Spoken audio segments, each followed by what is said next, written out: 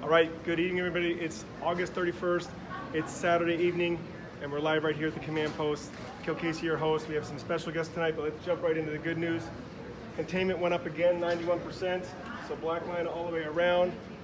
We're going to see more containment tomorrow. They're going to do some night patrolling out here, and they're going to make sure that this is good. We know some of the folks out in Hidden Hills. I talked to some friends tonight, Sean Kelly and company. They can see that we've had a couple smokers out there. That's our last little crux, but it's really in good shape, no threat to anything. And again, if you're at home at night and you're worried about some sort of flare-up, we do have night engines on again tonight. Paul Valentine from Big State, a medic, and a couple other engines are out there. They have a night supervisor, and they're all around checking things out. So if you want to call forestry to report anything, and that call volume has dropped way off since people have become more comfortable being home, but that number is 907-761-6240. I've got Liv behind the camera, so if you have questions, drop them in here, and we're going to go right down the list. Level 1 evacuations for all the area that was level 3. So that Nixle went out today, right at about the time that the new team was being in-briefed down in Palmer, so a lot of good news there. We're keeping it that level 1. It'll stay that way. We know everybody else should be in that ready state. Talked to some neighbors yesterday here in the community of Willow, and people still have preparedness with sprinklers and good situational awareness. That rain last night was 0.03 inches. That doesn't even count for our drought meter over here. So we've been showing you the buildup index. This is that Canadian model, a record high ever in this area of Willow since the weather station went in, but 0.03 really is too small to even bump that back down. So just talked to Mark Leffelbein, our incident meteorologist. He's saying we're still on track to get the moisture on Monday, but even with this cloud cover and light bit of rain, it increases those humidities, keeps everything down so we can get around and work around, especially this line. The other hotshot crews and crews are still trying to get more containment depth. We'll talk more about that as next week unfolds and we go to really wrap this up. But that weather helps. Monday we'll look out for some rain. And again, one of our biggest concerns is still those ash pits. That little rain can kind of disguise where those ash pits are. So we're still worried about that injury per day. And we're trying to really limit that. So folks, please be aware when you're home. If you've been on the road for a while, we're getting questions from folks. We're asking where the footprint was or is of this fire. That means they're not home yet. They're not back to whatever property they own. We get that. You've been out fishing, you've been out traveling, you're on vacation, working on the slope. If you get back to your home, we've never said that it's safe. We've always said be cautious. We have deep burning ash pits. We have falling trees still.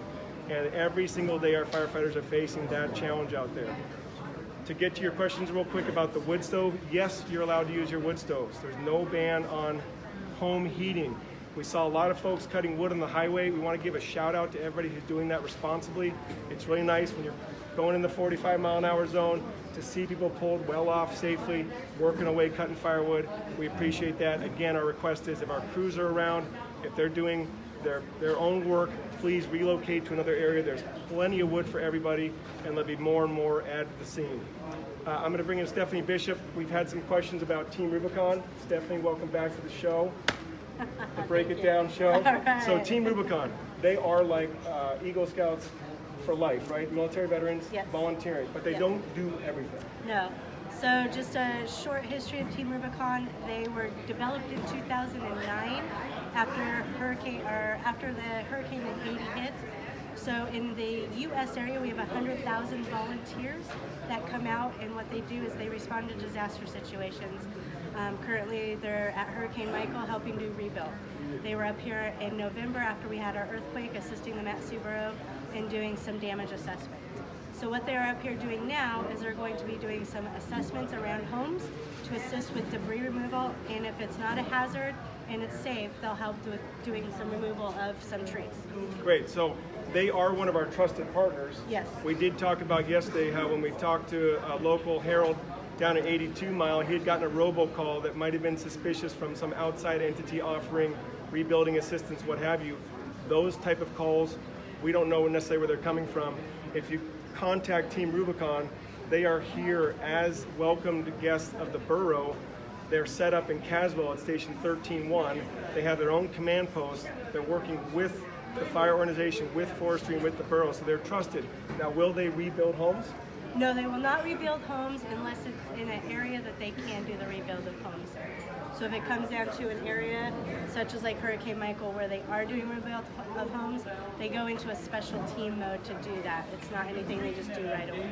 So what I've heard from them here and the questions of the community meetings, which we'll have another one tomorrow at 3 o'clock, so come out and meet our team, meet the incoming team. But what Team Rubicon can offer you at home, they can help move metal, they can help clean up debris, they can help you sift through the house, they can help you cut trees, they have a saw team with them. Yes. What they don't have is heavy equipment here. They don't have big machinery and trucks to then haul all that away, but they're a real vital link. And I know a lot of the neighbors have already had some site visits. Yep, so what they'll do is they'll take that debris and help move it into a viable area that's going to be easy for you to put it up into your truck or whatever access you're going to use to take to the dump. So they'll help you get that all organized into that area. Sifting through property is a huge thing that they do to try to help any valuables that might still be not lost totally, but just need some assistance in finding. Great, how do we contact them? You can contact them by calling 360-975-7944, and that's 360-975-7944, or go over to the Caswell Fire Station 13-1, talk to their command. If you'd like to meet them in person, they're more than happy to talk to you. Great, thanks so much. Thank you. Appreciate it. Let's get to some questions that we had. Tanya and Cassie came in here today. Thanks for visiting us, Tanya. And she had asked about if the sockeye fire scar was really a potential to reburn, if there were any new start in the area. And we had that discussion. It's a really new fire scar. It's only 4 years old. I live in it. A lot of you live in it. We know that those trees, all the pine needles are gone. A lot of green is coming up.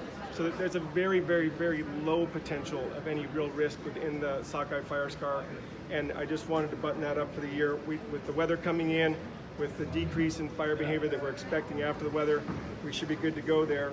Hunting, even though this particular area of the highway is not closed, we do please encourage hunters to not cut through the fire area, and certainly shooting guns is going to set us back, and the fire crews are going to have to figure out what's going on out there. So anything that sort of disrupts their operational tempo takes them from getting the job done. We want to get full containment around this, and we're asking for your cooperation there. As a reminder, the Deshka fire does have Unit 13A under closure, and that will remain. The campfire ban does apply to all warming fires, all hunting fires. The only tiny exception to that is for fire crews who are sitting out there on Deshka on day 11 camping. They have not come into town, and they cook their food, they've warmed their coffee, they stay warm in the morning because they're in place, much like a sort of military operation in a roadless area. They're out there, they have their own camp, and they're the only exception to the fires. We've got, again, that community meeting tomorrow is going to be a really good opportunity. We have friends in the house, so Sarah and Mariah are the incoming leads. Come on in for Northern Rockies. Team 7, that's John Thompson's team. Yeah. So good to have you here. Good to be here. We've actually worked together before. I know the audience has been waiting for a while to see, okay, who's coming? And now they can see two completely capable and awesome, and moms, right? We just had Yes, and moms. moms. Yeah. Yeah. So again, because Willow, we always talk about Willow's like very matriarchal. We have the post office is run by women. A lot of the community functions are run by women. And here we are. It's always nice. Normally our lead, I share with Sarah Sarlos. So I'm usually just the guy doing the community function of connecting and videography, and I step out of leadership so that the women can lead. So here you are, finally. Yeah, I'm glad to be here and to continue informing the public of what's going on out in the fire and the recovery efforts and going forward. So we'll work together, right? And we're going to keep focusing on keeping everybody safe, because folks keep coming home. That's what we've really found out there. You know, there's a lot of people, there's 1,000 people who were displaced by this, and some are just coming home for the first time with those fresh questions. And now you all are here to make sure that this finish strong concept, this is a dog mushing community. Teams are out training right now, and I know when they come in to Nome, they want to finish strong and go right to that line. So that's what we're going to do together, right? Yes. Yes, and we've already been talking to Kale for about 2 days now. The Alaska team is doing a really good job of getting this up to speed and making that transition go smoothly. Great, thanks so much. Yeah. We'll do the fist pumps. Yeah. You'll see Thanks. definitely much more Samurai. Any questions, Liv, out there from the field? I've already addressed them all. Okay, great. So again, join us tomorrow at 3 p.m. here in Willow. It's a good chance to have the face-to-face and start those relationships. Sarah and Mariah, we're already out at Cheap Creek Lodge. Big hats off to the lodge for opening back up again, having the band in tonight, all the community around there. Greg had a barbecue up in what we're calling the the Yancey West area and in celebration of the firefighters. That was really nice. Greg, big shout out to Mr. Kennedy there for supporting them. We do have a question coming in from Stephanie. Not so much a question, just someone mentioning that we should always talk about the speed limits in the area and ash pits if possible. Right, so we did say that 45-mile-an-hour speed is a little uncomfortable. You have to actually discipline yourself to maintain that speed, but once you settle into it, that's the speed that keeps everybody safe. It is double fines, and now we have the holiday weekend, so you can expect that the troopers will be out looking for that. And we've moved our staging area across from Sheep Creek Lodge, so we do have a lot of traffic coming out that's not as visible as it once was. And it's all those near misses the last few days that is why we keep bringing up these questions. With the ash pits, it's not near misses. People are actively stepping in them. We recommend that you take your rake upside down or your shovel and probe, just like as if you're on Denali getting ready to put your camp in for the night. After a nice long climb, you probe around looking for crevasses.